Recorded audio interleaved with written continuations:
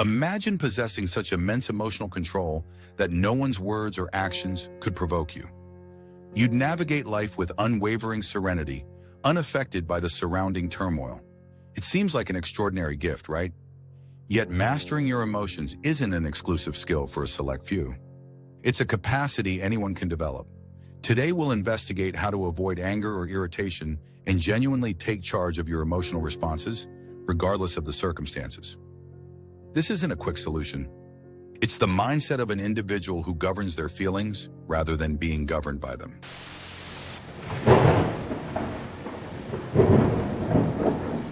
First, let's explore the concept of emotional detachment. Break free from the cycle of reaction. The initial stage in mastering our emotions involves cultivating emotional detachment. This isn't about suppressing or ignoring what we feel, rather, it's about observing feelings without identifying with them. In Buddhism, we're taught that emotions, such as anger, emerge when we become attached to an event, someone's words, or a situation. We tend to take things personally, and this attachment fuels our emotional reactions. Emotional detachment teaches us that we don't have to react instantly to every emotion. Instead, we can observe it and allow it to pass like clouds in the sky. When facing anger or frustration, if we can pause and simply observe the emotion without judgment, we begin to break the automatic reaction. For instance, when someone makes a hurtful comment, instead of reacting immediately with anger or defensiveness, pause, close your eyes, take a deep breath, and notice what you feel. Are you angry, hurt, frustrated, or even afraid? Once you've identified the emotion, let it go, just as clouds appear and vanish. By doing so, you begin to detach from the emotion itself and free yourself from its hold. When we practice emotional detachment, we realize that anger is not who we are merely the observers of our emotions. This change in perspective allows us to stop the cycle of reaction before it gets out of control.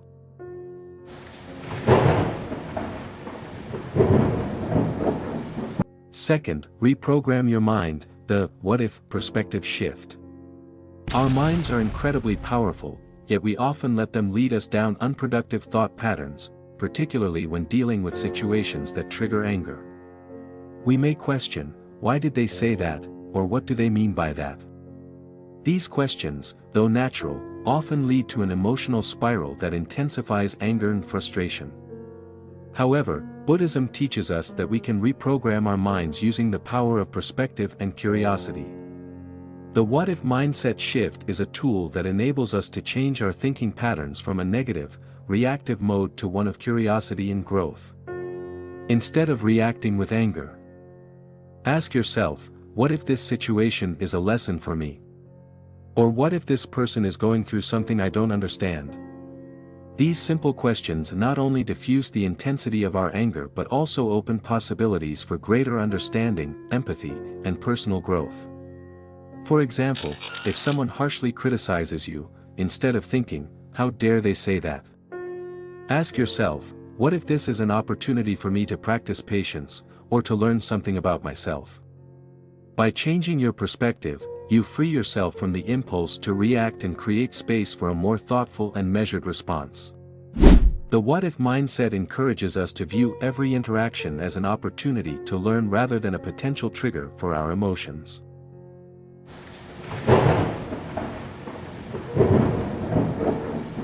Third, explore the concept of self-sovereignty. Take ownership of your emotional realm. Self-sovereignty is the idea that we are the rulers of our emotional world. In Buddhism, this is a profound concept. No one has the power to make us feel anything unless we allow it. Others may say or do things that challenge us, but how we feel in response is entirely within our control. The power of self-sovereignty lies in recognizing that our emotional state is our responsibility. No one can make us angry, sad, or upset unless we permit them to do so. This understanding is incredibly liberating because it places control back into our hands. When we allow others to trigger us, we are handing over control of our emotional realm. However, by claiming our emotional sovereignty, we empower ourselves to respond with wisdom, peace, and emotional maturity. When someone tries to upset you, instead of reacting impulsively, take a moment to center yourself, and remind yourself, I control how I feel. I own my emotional world, and no one can make me feel anything unless I choose to let them. This practice is about reclaiming control. By doing so, you will find that you feel less reactive to the world. You will become the calm in the storm.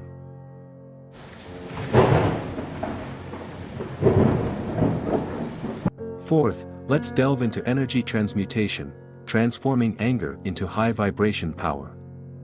Anger is an incredibly powerful emotion, but it doesn't have to be destructive.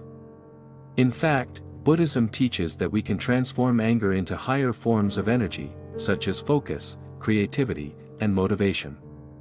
Rather than letting anger drain our energy and lower our vibration, we can use it as fuel for something constructive.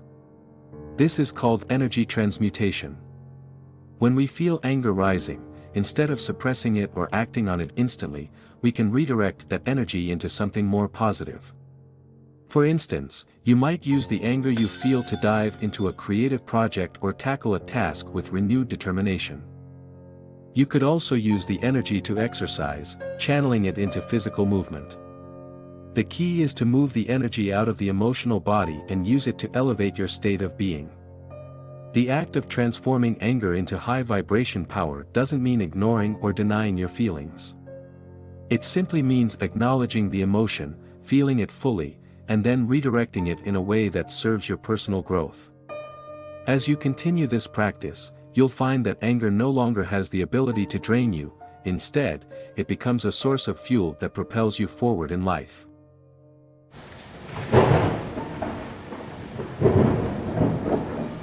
Fifth, consider the art of emotional alchemy, transforming toxic energy into gold. Emotional alchemy is a powerful concept in Buddhism that teaches us to transform negative emotions into sources of wisdom, strength, and personal growth. It encourages us to take toxic energy like anger, frustration, or resentment and turn it into something valuable, such as understanding, compassion, or clarity. When we experience emotions like anger, they can feel overwhelming. However, Buddhism teaches us that these emotions, rather than being obstacles, can be raw materials for transformation. The key is how we approach them. Instead of resisting or suppressing them, we fully experience the emotion and then transform it. Like an alchemist transforming lead into gold. We can work with negative emotions to create something of greater value.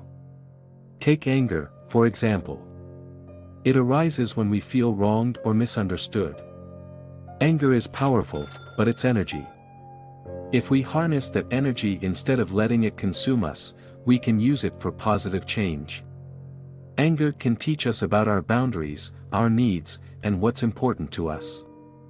When anger rises, we can stop and ask, what is this anger trying to show me? What lesson can I learn from it? By practicing emotional alchemy, we see that anger isn't inherently bad. It's how we respond to it that matters. We learn to ask meaningful questions to understand the deeper layers of the emotion. Like, what values have been threatened that are causing this anger? Or how can I use this anger for growth? These questions help us reframe the emotion and use it as a tool for positive change. Emotional alchemy also involves accepting negative emotions like anger, fear, or sadness. By accepting them, we make them part of our path to growth.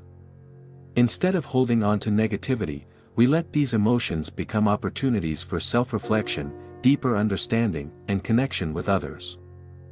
Next time frustration arises, practice emotional alchemy by pausing and reflecting, what is causing your frustration?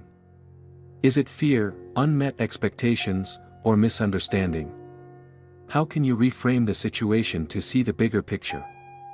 By transforming your perception, you turn toxic emotions into power, helping you become more compassionate, understanding, and at peace. This practice requires patience. When experiencing difficult emotions, it's easy to want them to go away quickly, but emotional mastery means sitting with emotions, allowing them to reveal their deeper truths. In time, we let go of the negative charge they bring and find wisdom and clarity. Emotional alchemy isn't about eliminating negative emotions, it's about integrating them into our lives in a way that fosters healing and growth. Every time we apply emotional alchemy, we refine ourselves, becoming more attuned to inner peace and bringing more love and compassion into our interactions.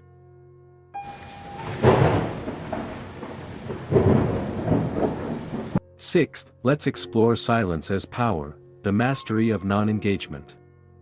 In today's fast-paced and reactive world, we are often encouraged to respond immediately to every situation, especially when provoked. The constant pressure to react quickly, whether through words or actions, can leave us emotionally drained and reactive.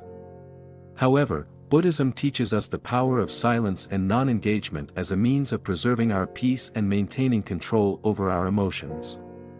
Mastering this practice is one of the most powerful ways to cultivate emotional stability and resilience. Silence as power isn't about being passive or avoiding conflict, it's about recognizing that not every situation requires a reaction. Often, our initial impulse when someone insults us or when we feel wronged is to respond instantly, perhaps with anger, frustration, or defensiveness. However, Buddhism teaches us that not every moment requires us to engage.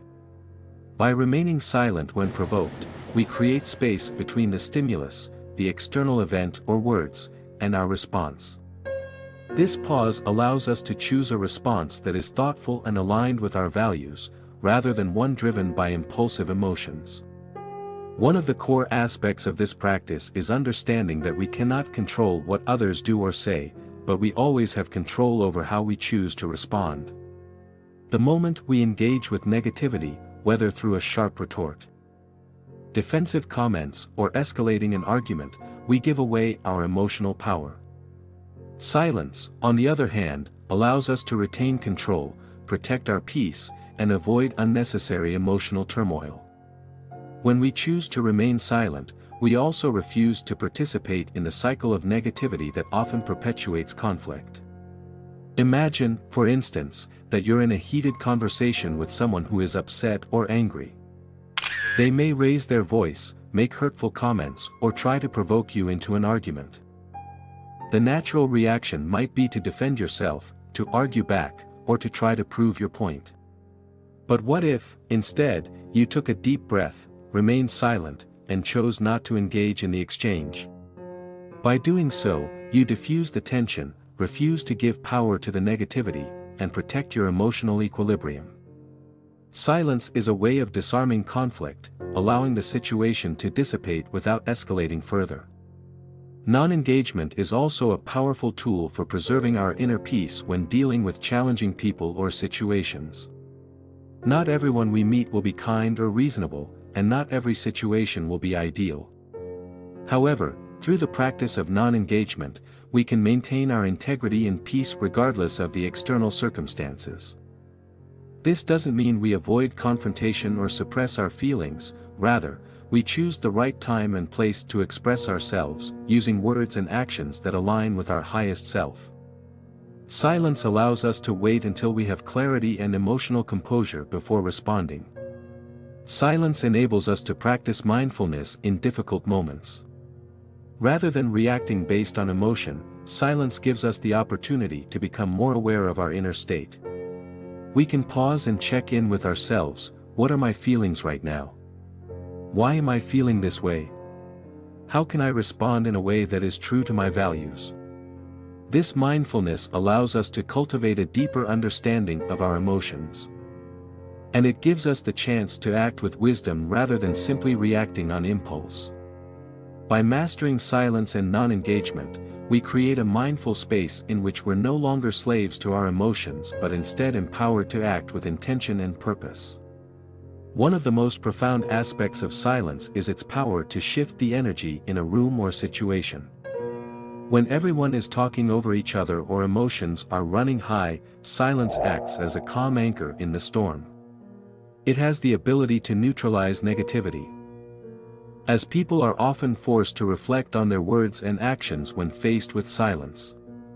In this way, silence becomes a form of communication, a way of expressing that we are not willing to participate in unhealthy dynamics or unnecessary conflict. By remaining silent, we set a boundary that protects our emotional well-being while also promoting peace. Silence can help us build emotional resilience over time. It teaches us patience and self-control. As we learn to respond thoughtfully rather than impulsively, every time we choose to remain silent when provoked, we strengthen our ability to remain calm in the future. We become less reactive and more resilient to the external pressures that once triggered us. Silence also provides a valuable opportunity for reflection and growth. After a tense situation, we can use silence to review our thoughts and feelings, learning from the experience and refining our emotional responses moving forward.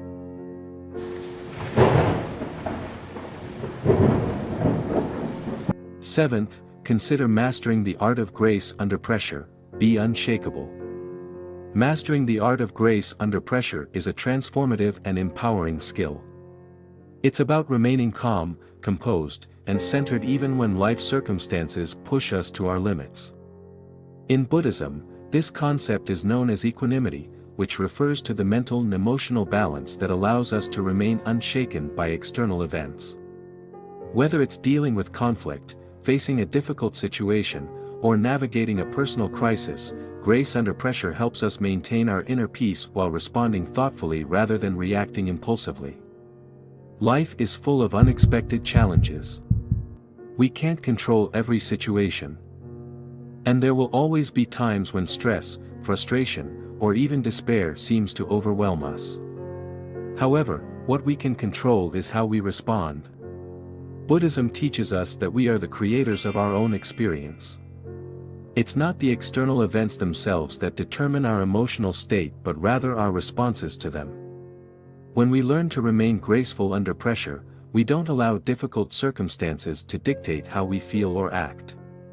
Instead, we rise above the chaos and navigate life with poise and inner strength.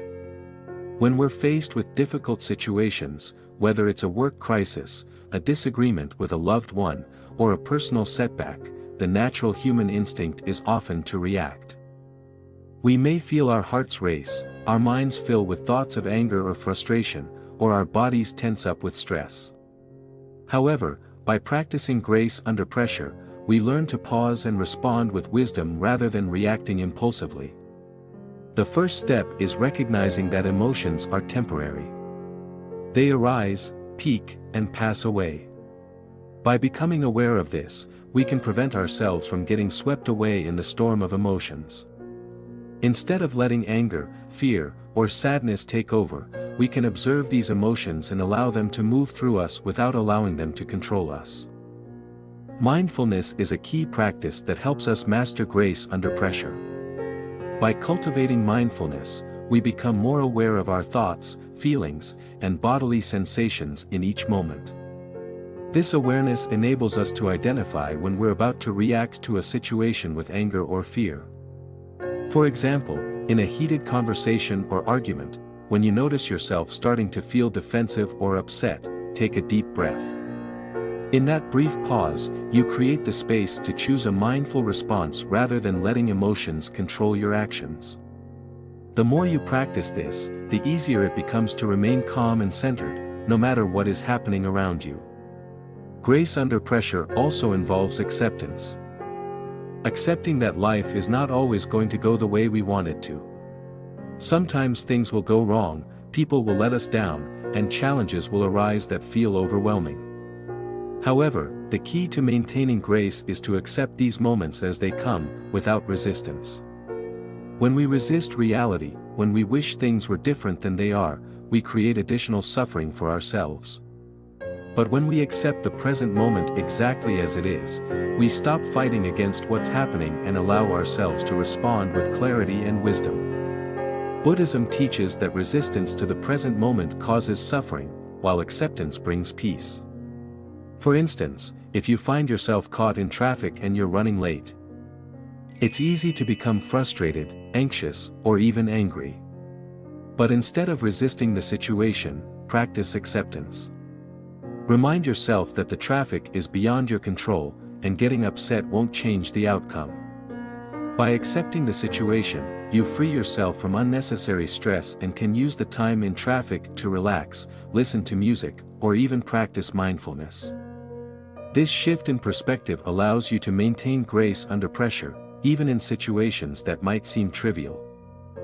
One of the most powerful aspects of grace under pressure is the ability to respond with compassion, both towards yourself and others. In stressful situations, we often feel pressure to be perfect, to handle everything with ease, or to meet everyone's expectations. This can lead to self-criticism, anxiety, and burnout. However, when we approach ourselves with compassion, we recognize that it's okay to feel stressed, it's okay to struggle, and it's okay to make mistakes. We allow ourselves the grace to be human. And just as we show ourselves compassion, we also extend it to others. When someone else is upset or frustrated, instead of reacting with anger or judgment, we can respond with kindness and understanding. Compassion is not only a tool for remaining graceful under pressure, but it's also a powerful antidote to the negative emotions that arise during difficult moments. Self-sovereignty is another essential element of grace under pressure. It's about understanding that we are the masters of our emotional reactions. While external circumstances may be challenging, we are in control of how we respond to them. When we recognize that our emotional state is within our power, we no longer feel helpless or at the mercy of external events. We become the calm center in the midst of the storm. In moments of pressure, remind yourself that you can choose your response. You are not a victim of the situation. By practicing self-sovereignty, you become unshakable, able to handle even the most intense challenges with grace and dignity. Finally, resilience is a key factor in mastering grace under pressure. Resilience is the ability to bounce back from setbacks, to recover from adversity, and to keep moving forward in the face of difficulty. Life is unpredictable, and there will always be challenges that we must navigate. But the more resilient we become, the less these challenges have the power to knock us off course.